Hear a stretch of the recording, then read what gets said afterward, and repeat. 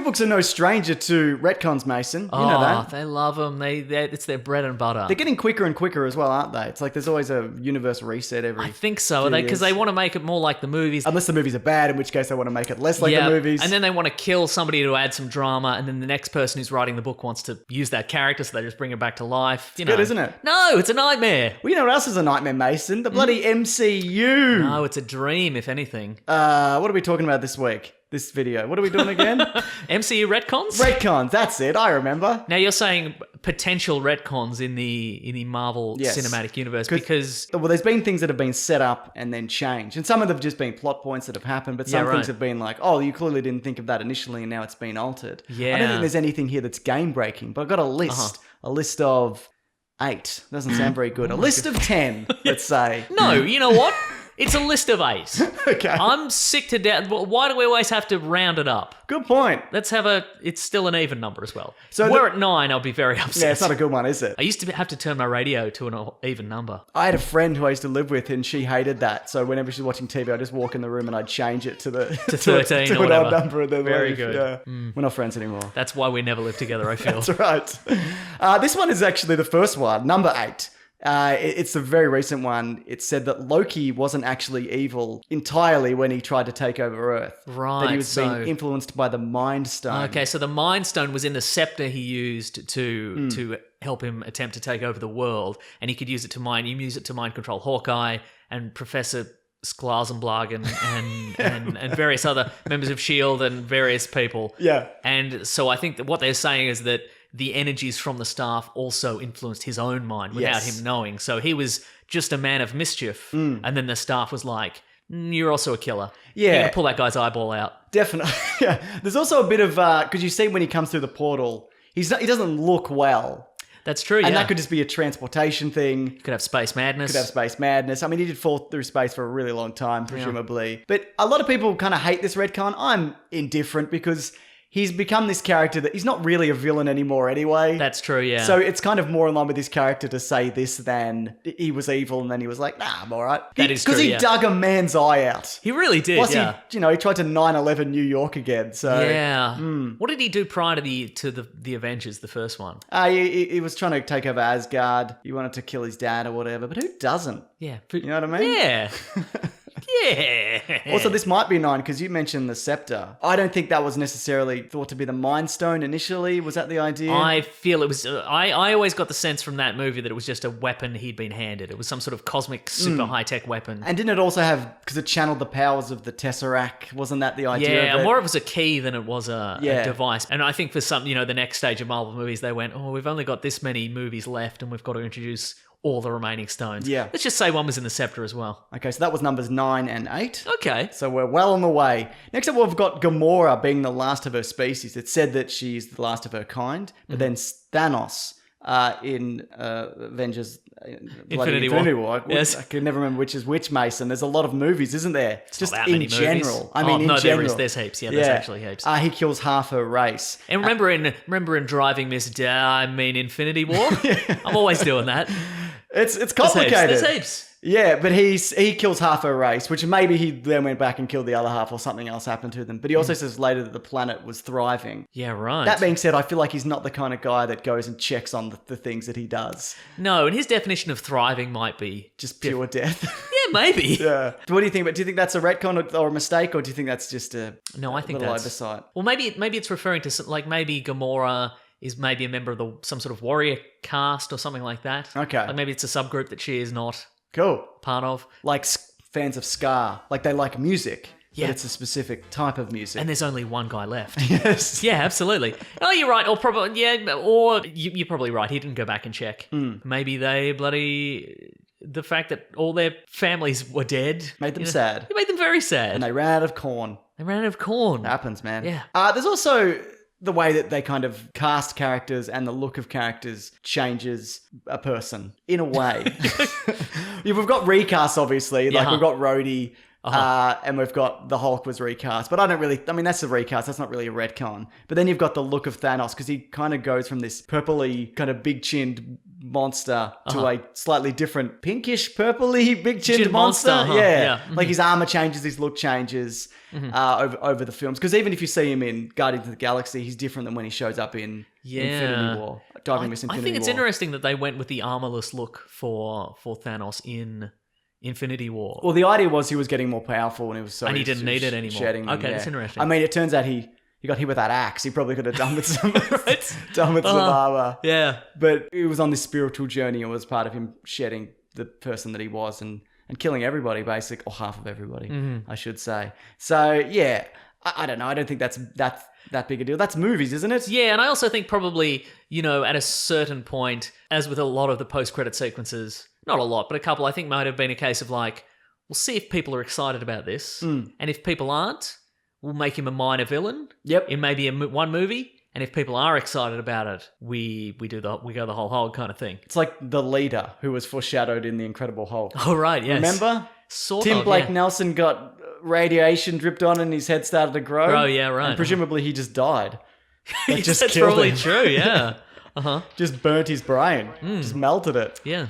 Next up, we've got the Mandarin. This is definitely a retcon. Oh, this is one of my least favorites that has turned into one of my most favorites. But at the same time, it's now it's gone all the way back around. It's my least favorite again. I'll explain why. Please do. Well, so in the first Iron Man, Tony Stark is kidnapped by agents of the Ten Rings terrorist organization. Yes. Which is a little nod to his arch nemesis in the comics, the Mandarin, because he's got 10 rings of power. Yes. Which are like high-tech alien weapons things. He loves them. Then there's a couple more references to him, and then in Iron Man 3, we get a mysterious villain called the Mandarin, who is played by Kingsley. Sir Benjamin Kingsley, who is like this weird southern preacher. Yeah. This amalgamation of different religions and beliefs.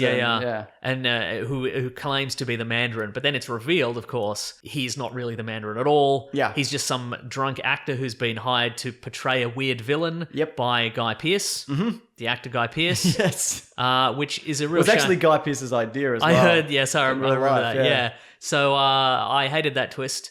But then a year or so later, in one of the Marvel one-shots, which appears on the Marvel DVDs, we got a short story where Ben Kingsley's character he is attacked and removed from prison by henchmen of the real Mandarin, who presumably is still out there and wants. He's insulted that he's used his name and all this. Yeah, kind of right. thing. Also, Guy Pearce screamed, "I am the Mandarin!" That's true, he did. Then he exploded, I think. Yeah, but then he wasn't. Also, Ben Kingsley was supposed to die at the end of that movie. He was supposed to ingest some of those drugs and explode. Oh, right.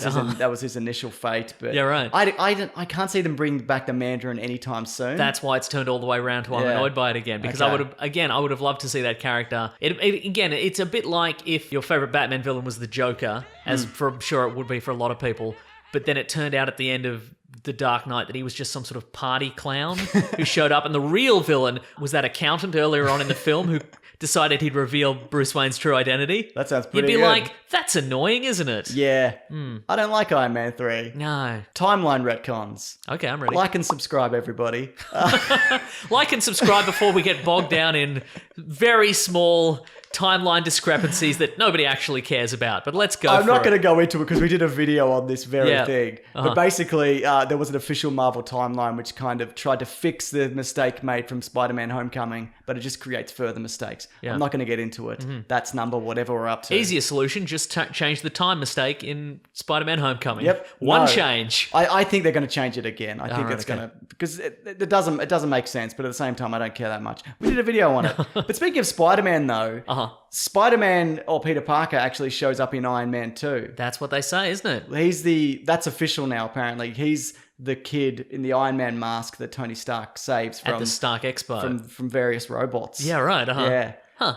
That's fine. I'm okay with it. Do you think the kid now gets an additional... Do you think they've changed his IMDb credit? Do you think he gets some sort of residual because he's now future Spider-Man? That's a very good question. I hope so, but no. The answer's no. Yeah, I don't mind that actually. I like this. It's a nice little retcon. It doesn't affect anything at all. That's true. Yeah. It adds, if anything, it adds a little bit to Peter Parker's story and of why he idolizes Iron Man. Yes, there we go. Yeah. So, yeah, it's fine. Next up, we've got the Eye of Agamotto. Are you familiar with this? The Eye of Agamotto is the eye medallion that Yes. Disco Stu himself, Doctor Strange, wears. In the comic books, it's more of a general... All-purpose. It's an all-purpose magical spell energy device. Mm-hmm. But in Doctor Strange, the movie, it's the housing for the Time Stone. Yes. And presumably without that, it's useless? I don't know. I don't know either. Well, it's not useless. Well, Thanos uses it in the glove. Oh, no, I mean the Eye of Agamotto is useless. Oh, yeah. Without the... What does it do when it's just not a holding... Tupperware container. Oh, cool. It's Terrific. a fancy Tupperware container. Okay, right. Well, you don't want your Time Stone to spoil, do you? No, absolutely not. But that turns up in the first Thor in Odin's vault, Yes. along with a bunch of other stuff. Including a Fake Infinity Gauntlet. Yeah. That being said, a lot of that shit is fake, apparently. Yeah, right. Like that gauntlet's fake. Also, the gauntlet changes look. You see Thanos put it on at the post-credits of Age of Ultron, and then when he shows up in Avengers, Miss Daisy, he's got... It's different. It looks different. Well, I mean, some things go in and out of fashion very quickly. One of those is gauntlets. That's very true. So you had to update that gauntlet. You know, Yeah. you had to send it to his gauntlet guy. That giant Peter Dinklage man. It'd be like, take the tassels off. I look ridiculous. Look ridiculous in this. This is very 2014. Oh my god, this is so wide. Skinny gauntlets are in now. God damn. This last one, I'm interested to think what you think of this, or anyone thinks of this. That it turns out in Captain America, the Winter Soldier, just everybody's Hydra. Like half of everybody, if not more. Yeah. S.H.I.E.L.D. is 80% Hydra, maybe. Yeah. It's at least half. Nobody noticed before this somehow? Nobody seemed Wild. to. Also in Agents of S.H.I.E.L.D., apparently it stems back like thousands of years. It's this very old secret society that's been around for a really long time. So that in itself is also a retcon.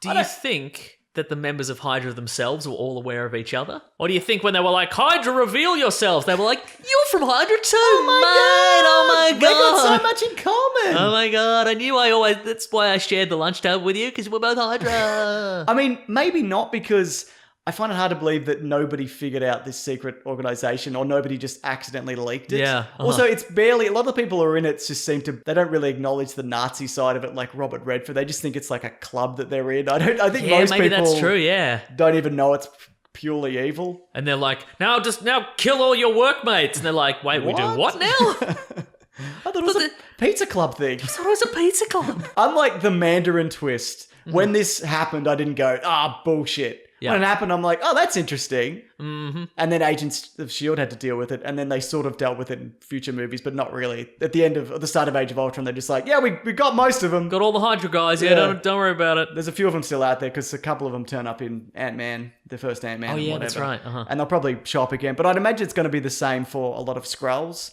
where it's like, oh, a lot of these people have also been Skrulls. Yeah, So, right. I see. Sure. Sidwell, remember we threw him off a roof or whatever? Yeah. Well, now he's a Skrull too. He's back and he's a Skrull. Yeah, so that's 9 of the bloody retcons that we've got. But if anyone else has got any other retcons, or anyone's got any ideas of, like, do these break anything? I don't know. Do they? I don't know. Do they? I don't know, but people in the comments will tell us. They'll certainly have an opinion. Some people will, but some people will just... They'll probably already turn this off, to be honest.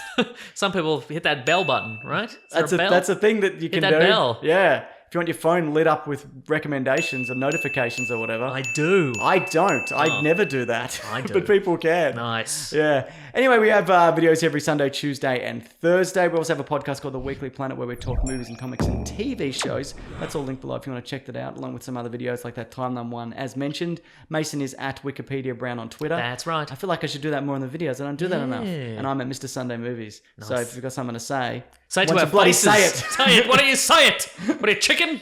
Be nice, though. I mean, come on, be nice. All right, guys. See you soon. Grab that gem, you guys. We'll see you next week. Bye.